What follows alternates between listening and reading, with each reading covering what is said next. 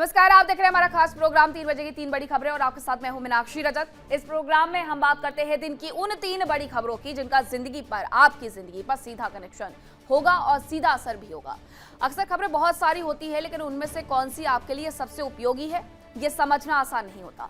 इसीलिए इस प्रोग्राम के माध्यम से हम आपके लिए चुनकर खिलाते हैं 3 ऐसी अहम खबरें जिनका असर कहीं ना कहीं आपकी जेब, आपकी सुरक्षा, आपके रोजमर्रा के जीवन पर पड़ता है। और हमारा मकसद भी है कि कम समय में आपको साफ, सरल और काम की जानकारी दें, जिससे आप हर जरूरी खबर से अपडेट रहें।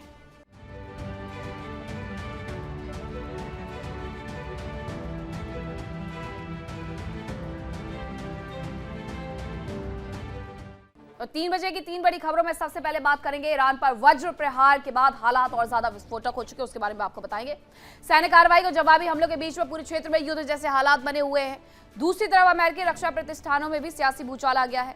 रक्षा सचिव पीट हेग्सेथ पर विपक्ष हमलावर है और छुट्टी यानी इस्तीफे या हटाए जाने की मांग तेज होती जा रही है। सबसे बड़ा सवाल अब सीजफायर को लेकर के है, जहां एक तरफ अमेरिकी राष्ट्रपति ट्रंप संघर्ष को रोकने या कम करने के पक्ष में बताए जा रहे हैं, वे इजरायल के प्रधानमंत्री नेतन्याहू युद्ध जारी रखने के रुख पर अड़े हैं। सीजफायर पर यह मतभेद अब सिर्फ कूटनीतिक बहस नहीं बल्कि एक बड़े भू राजनीतिक टकराव का संकेत बन चुका है। तो क्या मिडिल ईस्ट शांति की ओर बढ़ेगा या हालात और बिगड़ जाएंगे, ये सबसे बड़ा सवाल है। इसी के साथ क्या पीट हेग्सेथ की छुट्टी हो जाएगी और सीज फायर पर जो मतभेद उभर करके सामने आ रहे हैं उसका आखिरकार क्या होगा। ये 3 बड़ी खबरें आपसे बिल्कुल जुड़ी हुई है। अगर आप सोचे कि हमें इससे क्या फर्क पड़ता है, तो आप जब पेट्रोल लेने के लिए जा रहे होंगे, गैस सिलेंडर लेने के लिए जा रहे होंगे, तो वहां आपको ये असर साफ नजर आता होगा। अब खबर क्या है वो मैं आपको बताती हूँ कि अमेरिका का ईरान पर हमला देखने को मिला है। अमेरिका ने जो ईरान पर हमला किया उसमें बंकर बस्टर बमों से हमला किया है। आईआरजीसी अंडरग्राउंड मुख्यालय पर हमला करके कई कमांडर्स के मारे जाने की आशंका जताई गई है। आईआरजीसी के अंडरग्राउंड मुख्यालय को इस बार निशाना बनाया गया है, गोला बारूद तहस नहस कर दिया गया है, कई कमांडर्स भी मारे गए हैं, ये भी आशंका जताई जा रही है। मिडिल ईस्ट में बढ़ते तनाव के बीच में अमेरिका ने ईरान को यह बड़ा झटका दिया है। अमेरिकी सेना ने तेहरान में मौजूद आईआरजीसी के एक अंडरग्राउंड मुख्यालय पर जबरदस्त हवाई अटैक किया। इस हमले में एडवांस्ड बंकर बस्टर बमों का इस्तेमाल किया, जो जमीन के अंदर बने मजबूत ठिकानों को भी पूरी तरीके से तबाह करने में सक्षम है। यह हमला अमेरिकी सेंट्रल कमांड के चीफ एडमिरल ब्रैड कूपर के ऑर्डर पर मिला है। इस ऑपरेशन के लिए B-2 स्टेल्थ बॉम्बर्स का इस्तेमाल किया गया, जिन्होंने लंबी दूरी की उड़ान भर करके ईरान के इस सीक्रेट ठिकाने को निशाना बनाया। बताया जा रहा है कि यह ठिकाना आईआरजीसी के सीनियर कमांडर्स की बैठक का सेंटर था। रिपोर्ट्स में दावा किया गया कि यह डबल स्ट्राइक थी। पहले हमले के बाद जब रेस्क्यू टीम मौके पर पहुंची तभी दूसरा हमला किया गया। इस वजह से आईआरजीसी के कई कमांडर्स के साथ साथ बचाव कर्मियों के भी मारे जाने की आशंका जताई जा रही है। ये जो तस्वीरें सामने आ रही हैं वो बता रही हैं कि ये हमला कितना भयावह था। बंकर बस्टर असाधारण बम जमीन के अंदर तक ये तबाही कर सकते हैं। मजबूत स्टील से बना बाहरी खोल इनका होता है। पहाड़ों के अंदर बने हुए बेस के लिए भी ये काल होते हैं। 200 फीट नीचे गहराई तक ये किसी भी निशाने को एम कर सकते हैं। यूएस के पास दुनिया का सबसे भारी बंकर बस्टर बम भी है। GBU-57AB का वजन 30,000 पाउंड तक है, जिसकी कीमत $40,000 से $70,000 तक है। ये घातक है क्योंकि 200 से 300 मीटर तक 20 से 60 फीट मोटी परत को भेदने में सक्षम है। इराक के खिलाफ पहली बार GBU-28 का इस्तेमाल जून 2025 में भी ईरान के ठिकानों पर इन्हें बरसाया गया था, लेकिन उसके पहले सबसे पहले की अगर बात की जाए तो इराक के खिलाफ इसका इस्तेमाल किया गया था। जरा आप ये जो तस्वीरें देख रहे हैं उसके माध्यम से आप समझ गए होंगे कि आखिरकार ये हमला कितना भयावह था।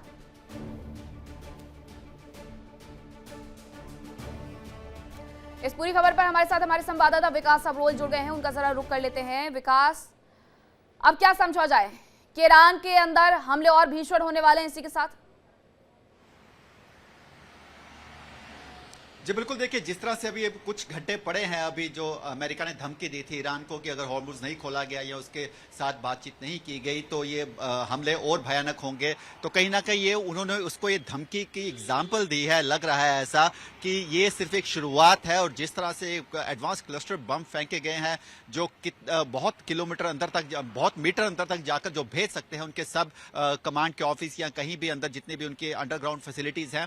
तो ऐसे में एक तरह की ये धमकी कह सकते हैं या एक तरह का उनको चेतावनी है कि आने वाला समय जो है और खराब हो सकता है और ईरान के लिए जो है चीजें बुरी हो सकती है। इससे पहले ईरान जो है अमेरिका की शर्तों को मान ले ताकि आने वाला समय खराब ना हो। लेकिन फिलहाल ये जो लड़ाई है ये लग नहीं रहा कि किसी एक तरफ जाएगी, क्योंकि देखिए कहीं ना कहीं ईरान भी रिटेलिएट जरूर करेगा, और ईरान की रिटेलिएशन किस किस कंट्री पे इसके बेस पे होगी वो देखने वाली बात होगी। लेकिन फिलहाल जो खबरें सामने आ रही हैं वो फिलहाल अभी ईरान के पक्ष में नहीं है। और जिस तरह के हमले हुए, देखिए बिल्कुल ये तो मानने वाली बात है कि जितनी एडवांस टेक्नोलॉजी अमेरिका के पास है उतनी शायद ही किसी और देश के पास हो, उसके आसपास सिर्फ चाइना ही हो सकता है।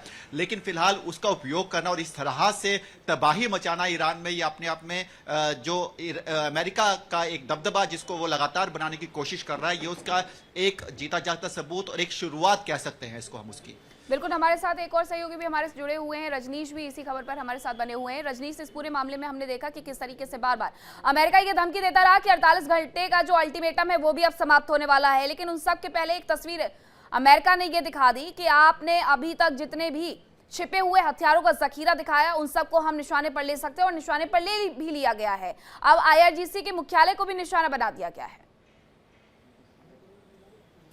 देखिए बिल्कुल, जिस तरीके से अमेरिका इस पूरे युद्ध में अपना रुख अख्तियार किया हुआ है, वो कहीं ना कहीं ये भी दर्शाता है कि एक और जहां अमेरिका इस युद्ध को ख़त्म करने के पक्ष में है या जो हमले हैं उन्हें कम करने के पक्ष में है, तो वहीं दूसरी ओर वो दुनिया को ये भी मैसेज देने की कोशिश लगातार कर रहा है कि अमेरिका इस युद्ध में कहीं से कहीं भी किसी भी तरीके से कम नहीं है।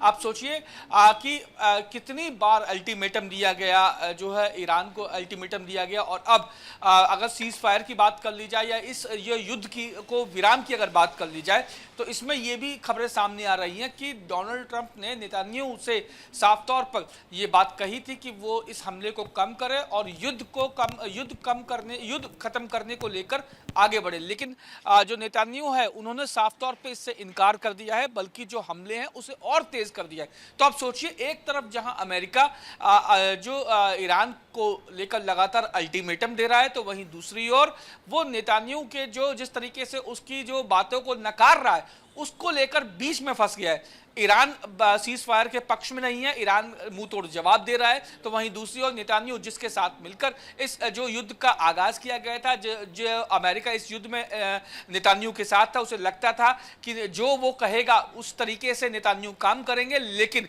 जिस तरीके से नेतन्याहू ने जवाब दिया है डोनाल्ड ट्रंप को, वो कहीं ना कहीं डोनाल्ड ट्रंप के लिए आने वाले दिनों में बहुत गले की फांस बनने वाला है, क्योंकि ईरान नहीं मान रहा, ईरान मुंह तोड़ जवाब दे रहा है, वो पक्ष में नहीं है बातचीत के। साफ तौर पे शुरुआती दौर की बातचीत जो डोनाल्ड ट्रंप की तरफ से कहा गई थी कि उसके जो लोग हैं, अमेरिकी लोग हैं, वो इस युद्ध को खत्म करने के लिए ईरान से बात करना चाहते हैं, लेकिन ईरान ने साफ तौर पे इससे इनकार कर दिया कि कोई बात नहीं होगी, कोई डील नहीं होगी, दबाव अगर डाला जाएगा तो इस तरीके की डील वो कतई नहीं मानेंगे। तो कहीं ना कहीं वाली स्थिति बनी हुई है।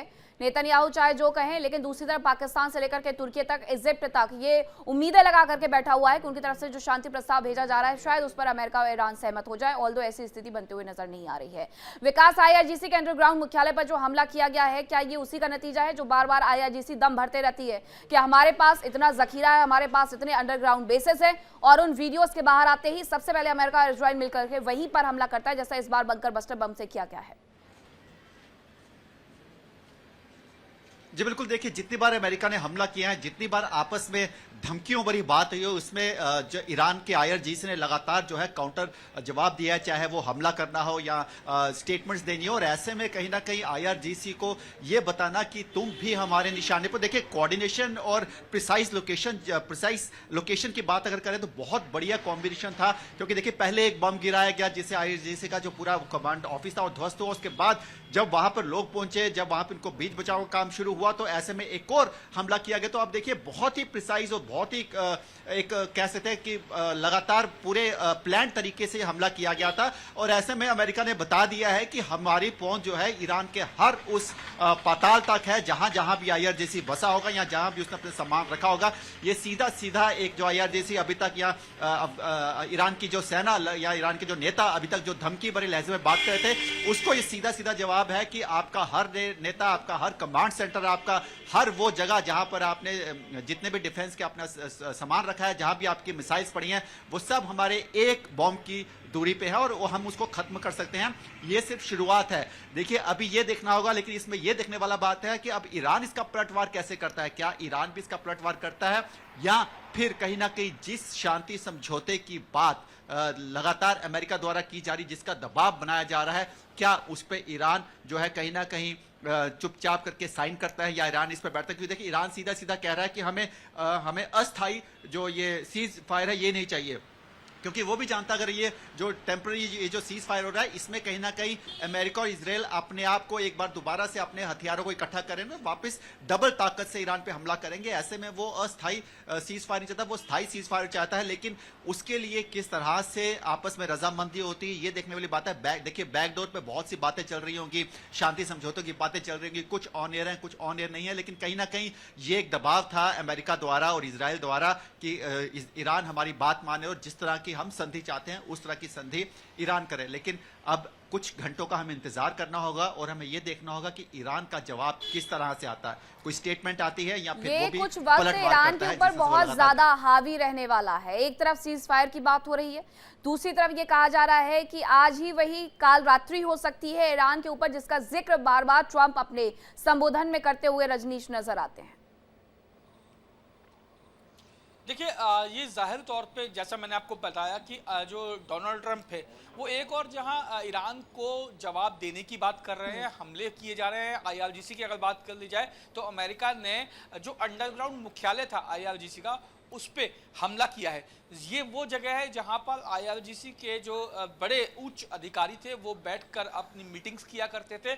ऐसे में अगर इससे टारगेट किया गया है तो कहीं ना कहीं अमेरिका ये भी संदेश ईरान को देना चाहता है कि वो युद्ध को रोकने के पक्ष में ज़रूर है या कम करने के पक्ष में ज़रूर है, लेकिन वो अपनी शर्तों पे ही इस युद्ध को खत्म करने की बात करेगा, इस युद्ध को कम करने की बात करेगा। तो वहीं दूसरी ओर जैसा मैंने आपको बताया कि ईरान साफ तौर पे ईरान ये मैसेज लगातार अपने जवाब या रिटेलिएशन करके ये दे रहा है कि नो दबाव नो डील, यानी अगर आप दबाव डालेंगे तो किसी तरीके की कोई डील नहीं होगी और ना ही ईरान इसको सुनेगा। बिल्कुल ईरान की तरफ से सीधे सीधे 10 पॉइंटर्स हैं जो कि दे दिए गए हैं। आप दोनों मेरे साथ बने रहिए। दूसरी और बड़ी खबर आ रही है वो भी जरा चर्चा करते हैं कि अमेरिकी रक्षा सचिव के खिलाफ विरोध शुरू हो गया है। डेमोक्रेटिक सांसदों ने विरोध करना शुरू कर दिया है।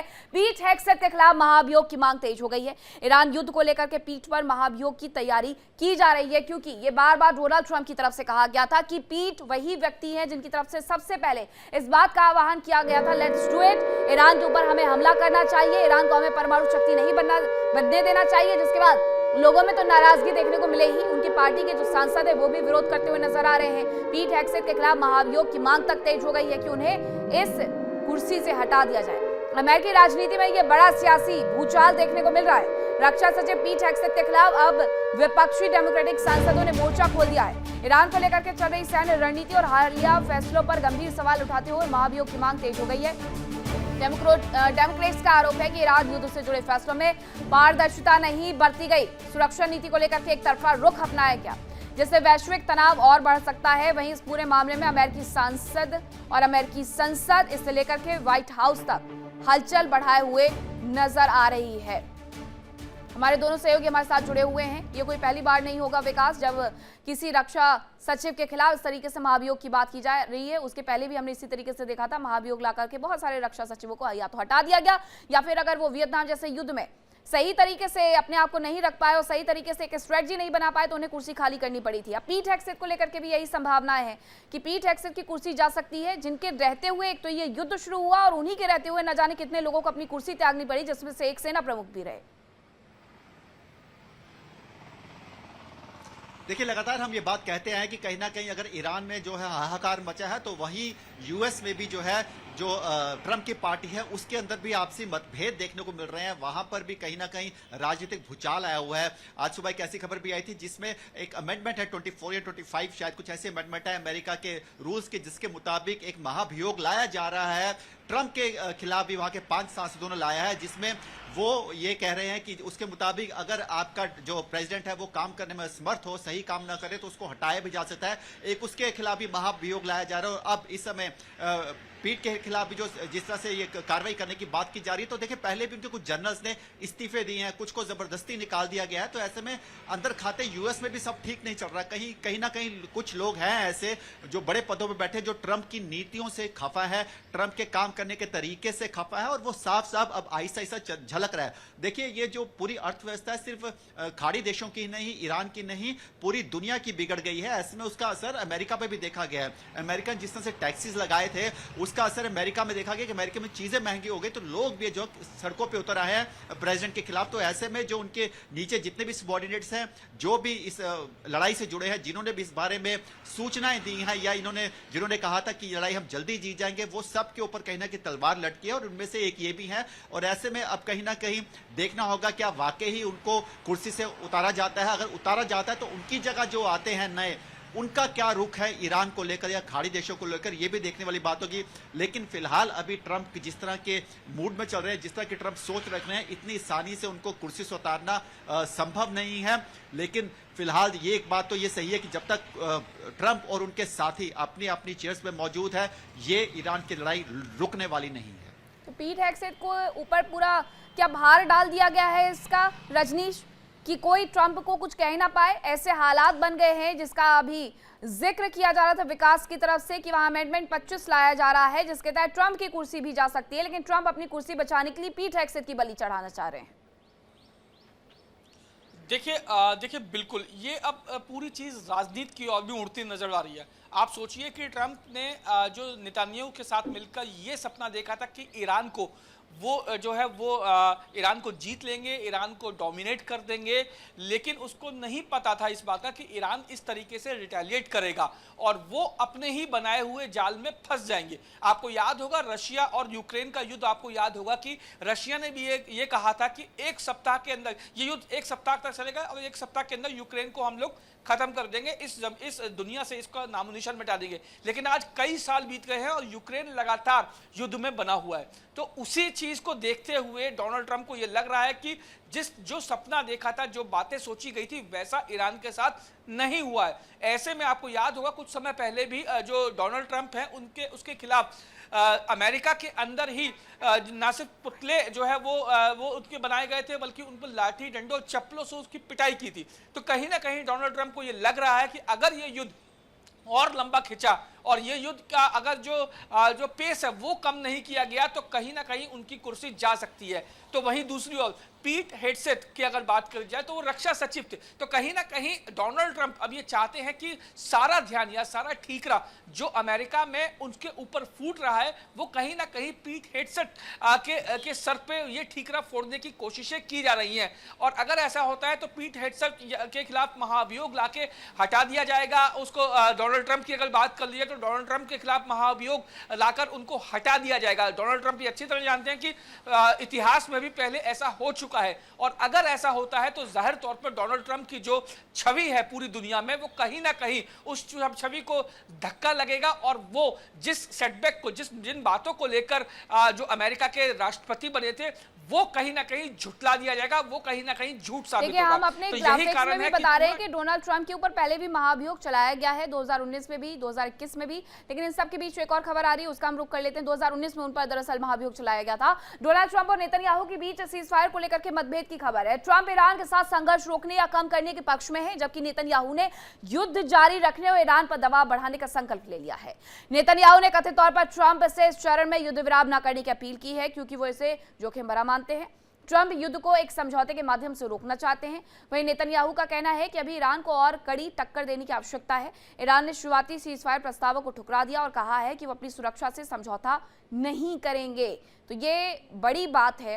विकास और हमारे दूसरे सहयोगी लगातार रजनीश हमारे साथ बने हुए हैं। विकास, इस पूरे मामले में जैसा कि कहा भी गया था कि दो फाड़ वाली स्थिति बनी हुई है, अब ये समझ में आ रहा था पहले कि इजराइल के पीछे पीछे अमेरिका है, लेकिन अब ये समझ में आना शुरू हो गया पूरी दुनिया को कि इजराइल कहीं आगे है और अमेरिका कहीं उसे मॉडरेट करते हुए नजर नहीं आ पा रहा है, बल्कि इजराइल जो कह रहा है वो अब अमेरिका को करना पड़ रहा है। जी बिल्कुल, देखिए इजराइल जो है ये उसने एक बहुत बड़ी सोची समझी एक चाल कहूंगा मैं, चाल चली है जिसने उसने अमेरिका को फंसाया है। क्योंकि देखिए ये जो इजराइल है ये हर तरफ से जो है मुस्लिम कंट्री से घिरा हुआ है, तकरीबन तकरीबन हर तरफ से, और ऐसे में उसको अपने आप को सर्वाइव करने के लिए, अपनी पैड बनाने के लिए उसने पहले जिस तरह से फिलिस्तीन गाजा में जिस तरह से उसने कोशिश की कि वहां पे पूरा कोहराम मचा के उसके बाद वहां पर पीस की जाए, हालांकि भी पीस वहां पे भी पूरी नहीं हुई है। अब उसने एक तरफ से ईरान, क्योंकि इस पूरे एरिया में ईरान सबसे ताकतवर देशों में से एक था, और ऐसे में ईरान पे हमला करके उसने अपने आप को सिद्ध करने के लिए, अपने आप को मजबूत दिखाने के लिए ये सारी गेम करी, और जिसमें अब कहीं ना कहीं अमेरिका फंसता हुआ नजर आ रहा है। देखिए अमेरिका के लिए मजबूरी क्या है, अमेरिका एक तरफ से इजराइल को भी पाल रहा है, उसको हथियार दे रहा है, उसके साथ लड़ा है, दूसरी तरफ से यूक्रेन की भी मदद कर रहा है। तो ऐसे में अब यूएस जो फंस चुका है वो दोनों देशों के आगे जो है वो अपना हथियार दे रहा है, दोनों देशों की मदद कर रहा है। कहीं से भी पीछे हटेगा तो ऐसे में फजीहत यूएस की होगी, इसीलिए यूएस को ना चाहते हुए भी वही करना पड़ रहा है जो इजराइल कह रहा है। और ऐसे में इजराइल का इसमें फायदा ही फायदा है, क्योंकि अगर ये युद्ध लंबा चला, ईरान खत्म हुआ, तो ऐसे में वहां पर सबसे उभरती हुई कंट्री जो है, सबसे पावरफुल कंट्री इस पूरे इलाके में अगर हम बात करें, खासकर ये जो पूरा हम अगर इस पूरे गल्फ कंट्रीज के आसपास के इलाकों में बात करें, तो ऐसे में इजराइल ही सबसे बड़ी कंट्री बनकर और सबसे मजबूत कंट्री बनकर उभरेगा, जिसका फायदा वो गल्फ कंट्रीज में आगे पीछे की कंट्री से लेगा। क्योंकि देखिए इजराइल के पास छोटी सी कंट्री है, बहुत ज्यादा हथियार भी नहीं है, हालांकि उनकी टेक्नोलॉजी उनकी बहुत इंप्रूव्ड है, मोसाद उनके पास हाई एंड की एक एजेंसी है, लेकिन कहीं ना कहीं हथियार की सप्लाई इसको यूएस ही कर रहा है। और ऐसे में अब यूएस के लिए भी ये एक इजराइल ही है जो पूरे इस इलाके में कंट्रोल करने में उसकी मदद करेगा। तो दोनों एक दूसरे का फायदा जरूर ले रहे हैं, लेकिन सबसे ज्यादा फायदा और सबसे ज्यादा जो फायदा जो है वो इजराइल को ही हो रहा है, क्योंकि वो अपने आप को इस पूरे एरिया में मजबूत कंट्री के तरह अपने आप को उभारने की कोशिश कर रहा है। बिल्कुल, अभी भी जैसा आप कह भी रहे थे रजनीश के इस पूरे मामले में इजराइल बहुत अलग रुख लेकर के चल रहा है, अमेरिका बहुत अलग रुख लेकर के चल रहा है। तो अमेरिका और ईरान के बीच में तो भले ही सीज फायर को लेकर के बाकी देश मुहिम चलाते हुए नजर आ रहे हैं, लेकिन अगर इजराइल पीछे नहीं हटा तो इससे ईरान को कोई फायदा थोड़ी होगा, नुकसान ही होगा। देखिए बिल्कुल, जिस तरीके से डोनाल्ड ट्रंप ने जो सोच के साथ इस युद्ध को शुरू करवाया था, वो सोच कहीं ना कहीं अब धूमिल होती नजर आ रही है, क्योंकि उसको लगता था कि इजराइल जो चाहेगा, अमेरिका जो चाहेगा वो इजराइल करेगा। और शुरुआती दौर में ऐसा देखा भी गया कि जो अमेरिका ने कहा इजराइल ने वैसा किया, लेकिन जैसे जैसे वक्त बीता वैसे वैसे इजराइल जो है वो अपनी जो मनमानी करने की जो है उसने कोशिश की, और मनमानी अब वो कर भी रहा है। क्योंकि आपने साफ तौर पर देखा कि जो डोनाल्ड ट्रंप है, जो नेतन्याहू से जो बातचीत की है इस युद्ध को रोकने के लिए या पेस को कम करने को लेकर, वो नेतन्याहू नहीं मान रहे हैं। उनका वो और ज्यादा जो है वो और ज्यादा आक्रामक तरीके से ईरान पर हमला कर रहे हैं, बमबारी की जा रही है, और अमेरिका का ये मजबूरी है कि उसे ना चाहते हुए भी इजराइल का साथ देना पड़ेगा। क्योंकि अगर वो ऐसा नहीं करता तो जाहिर तौर पे अमेरिकी में जिस तरीके से अमेरिका के अंदर डोनाल्ड ट्रंप की जो छिछालेदार हो रही है, उनके पुतले पे चप्पले और जो डंडे बरसाए जा रहे हैं, वो कहीं ना कहीं जो इस युद्ध के दरमियान अगर वो इजराइल का साथ नहीं देगा तो कहीं ना कहीं पूरे देश में एक मैसेज जाएगा कि डोनाल्ड ट्रंप जो एक अपने आप को अमेरिका सुपर पावर बताता है, वो कहीं ना कहीं इस युद्ध से उसने कदम पीछे खींचे हैं। तो कहीं ना कहीं डोनाल्ड ट्रंप ये जान चुके हैं कि अगर इजराइल का साथ छोड़ा तो उनकी जो छवि है, जो सुपर पावर की जो छवि बनी हुई है अमेरिका की, वो कहीं ना कहीं डगमगा सकती है। और जो ईरान की अगर बात कर लिया तो ईरान को ये अच्छी तरीके से पता है कि अगर डोनाल्ड ट्रंप जो है वो काफी मजबूर हो चुके हैं, डोनाल्ड ट्रंप चाहते हैं कि इस युद्ध को खत्म किया जाए। और तीनों देशों की अगर बात कर लिया, चाहे वो ईरान, इजराइल या अमेरिका की बात कर ली जाए, तो अगर पावर की अगर बात की जाए तो अमेरिका सबसे ऊपर है। अगर अमेरिका ये चाहता है कि ये युद्ध खत्म हो जाए या युद्ध का पेस कम हो, तो कहीं ना कहीं ये अगर बात की जाए साइकोलॉजिकल तौर पे ईरान की जीत जो है वो इसे देखा जा सकता है। इसीलिए ईरान मुंहतोड़ जवाब दे रहा है, और कहीं ना कहीं जो डोनाल्ड ट्रंप है वो इस चक्रव्यूह में फंस चुका है। ना वो इजराइल को छोड़ते हुए बन रहा है और ना ही वो ईरान की शर्तें मान सकता है। तो ऐसे में ईरान इस मौके का भरपूर फायदा उठा रहा है और लगातार मुंहतोड़ जवाब भी दे रहा है। ये तो पहले ही इजराइल की तरफ से साफ कर दिया गया था कि अमेरिका जब चाहे इससे पीछे हट जाएगा, लेकिन हम तभी पीछे हटेंगे और हम ये तय करेंगे कि कभी हमें ईरान से निकलना है। IRGC ये कहते रहे कि वो इजराइल को मुंहतोड़ जवाब दे रही है, लेकिन IDF ये तय करेगी कि वो कब वहां से उस युद्ध से निकलना चाहता है। तो अमेरिका को तो धता पहले ही विकास बता दिया गया था इजराइल की तरफ से, नेतन्याहू की तरफ से, कि हम तय करेंगे, अमेरिका नहीं। जी बिल्कुल, देखिए अगर हम बात करें एशिया के, पूरे एशिया के, अगर हम करें एशिया दो भाग में, एक साउथ एशिया और वेस्ट एशिया। साउथ एशिया में आपका इंडिया, पाकिस्तान, बांग्लादेश जैसी कंट्रीज आती है, और जो वेस्ट एशिया उसमें इराक, तुर्की, इजराइल, गल्फ कंट्रीज जैसे कंट्रीज आती हैं। तो ऐसे में वहां पे अपना वर्चस्व बनाने के लिए इजराइल जो है ना खुद रुकेगा और ना ही वो अमेरिका को रुकने देगा, क्योंकि अमेरिका के लिए अब ये गले की फांस बन चुका है इजराइल। उसको उसकी मदद करनी होगी अगर एशिया में उसको अपना, माफ कीजिए, वेस्ट एशिया में उसको अपना वर्चस्व बनाए रखना। देखिए हालांकि गल्फ कंट्रीज में उसके बहुत जगह बेस है, लेकिन फिर भी उनमें सबसे भरोसेमंद जो जगह है उसकी सबसे बेहतर वो इजराइल ही है, और इजराइल को वो कभी खोना नहीं चाहेगा। और ऐसे में इजराइल वो जानता है कि कमजोर कड़ी जो है हम हैं यूएस के लिए, तो ऐसे में वो उसका भरपूर फायदा उठा रहा है और लगातार वो जो है हमले करके अमेरिका के कहने के, मना करने के बावजूद हमले कर रहा है। आप देखिए पीछे उनके पावर प्लांट के आसपास भी ईरान के हमला किया गया था, जिसे अमेरिका ने पहले सिरे से नकार दिया था कि हमें इसकी नॉलेज कोई नहीं है। इजराइल ने हमसे ना परमिशन ही, ना हमें बताया गया, ना हमें कॉन्फिडेंस में लिया गया। तो कहीं ना कहीं ये साफ साफ दर्शा रहा है कि इजराइल जो है इस समय अपनी मनमानी कर रहा है, वो युद्ध अपनी शर्तों पर लड़ रहा है, ना कि अमेरिका की। अमेरिका सिर्फ एक देखा जाए तो पिक्चर में आगे जरूर किया गया है, लेकिन उसके कंधे पे बंदूक रख के चलाने वाली कंट्री जो इजराइल है। और यही बात तो बार बार कही जा रही थी अमेरिका के सांसदों की तरफ से, अमेरिकी संसद की तरफ से, रजनीश, कि इजराइल जो कह रहा है उसमें डोनाल्ड ट्रंप फंसते हुए नजर आ रहे हैं और वो वही कर रहे हैं जो इजराइल चाहता है। इजराइल की लड़ाई में लड़ रहे हैं, कूद रहे हैं और हमें भी उसमें घसीट रहे हैं, और वो साबित भी हो गया। देखिए ये युद्ध जब शुरू किया गया था तो डोनाल्ड ट्रंप को ये लगता था कि इजराइल चाहे जो कहे, लेकिन वो सुपर पावर है और इजराइल को उसकी बात माननी पड़ेगी। ये आप अच्छी तरीके से जानते हैं कि इजराइल और अमेरिका के संबंध क्या थे और किस कदर जो अमेरिका जो है वो इजराइल के जरिए अपनी जो कूटनीति है उसे आगे बढ़ा रहा था। तो अमेरिका को ये लगता था, या ये कहा जाए डोनाल्ड ट्रंप को ये अच्छी तरह लगता था कि इजराइल कहीं ना कहीं चाहे कहे कुछ भी, लेकिन वो चलेगा हमारे मन मुताबिक। लेकिन जैसे जैसे वक्त बीता वैसे वैसे इजराइल ने अपनी जो मंशा है वो पूरी तरीके से साफ कर दी। ये साफ कर दिया कि अब इस युद्ध का नेतृत्व वो करेंगे, उस नेतान्याहू करेगा। इसके अलावा इस युद्ध को खत्म करना है, आगे बढ़ाना है, किस तरीके से हमला करना है, इसके लिए हमें किसी से पूछने की जरूरत नहीं है। और कहीं ना कहीं जो अमेरिकी सांसद है वो इस चीज को कहीं ना कहीं पहले ही भाप गए थे, और यही कारण था कि वो लगातार डोनाल्ड ट्रंप से बात कर रहे थे, उन्हें समझा रहे थे, लेकिन डोनाल्ड ट्रंप जो है वो कुछ और ही सोच पाले हुए थे, और इसीलिए इजराइल के साथ मिलकर उन्होंने इस तरीके से युद्ध का आगाज किया। आगाज तो कर लिया, लेकिन खुद बुरे फंस गए हैं। बिल्कुल रजनीश, खुद बुरे वो फंस गए हैं, जहां इजराइल खुद ये कह रहा है कि अमेरिका नहीं, इजराइल ये तय करेगा कि ये युद्ध कब समाप्त होगा। यानी अमेरिका की जो भूमिका है उसे शून्य करार दे दिया गया है इजराइल की तरफ से। बहुत धन्यवाद आप दोनों का इस तमाम जानकारी के लिए। खबरों में आज के लिए इतना ही। फिलहाल वक्त एक छोटे से ब्रेक का है। 3 बजे की 3 बड़ी खबरें लेकर के कल फिर होंगे हाजिर कुछ नई खबरों के साथ। फिलहाल वक्त एक छोटे से ब्रेक का। देखिए इंडिया डेली 24/7 अब आपकी स्मार्ट टीवी पर। इंडिया डेली मौजूद है सभी डिजिटल प्लेटफॉर्म पर लाइव और लगातार। इंडिया डेली 24/7 हर दिन राष्ट्र को समर्पित।